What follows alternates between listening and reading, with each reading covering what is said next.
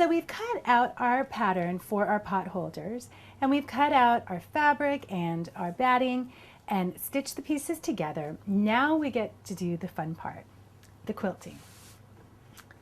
So what we're going to do is take our main fabric, and the whole idea of quilting is that you go around a shape with some batting in the back, and then it kind of quilts up.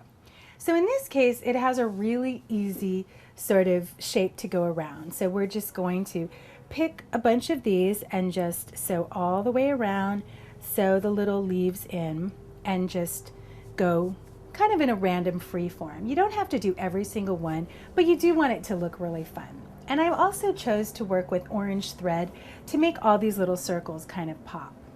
When we get to our lining fabric, we're just going to do a series of lines because these are just way too small to go in. But we just want it to give a little bit of quilting to it. So I'm going to take this to my machine and then just start to sew. Now as you're sewing these circles, if you don't feel comfortable just moving the fabric around, feel free to go ahead and pick up your presser foot at different points, and always make sure that your needle is inside of the fabric before you pick it up, and then just keep sewing.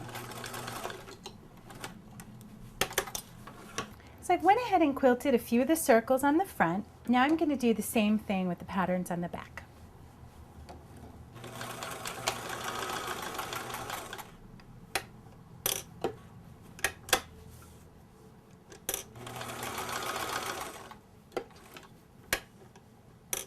Okay, so I finished with my front and my back pieces.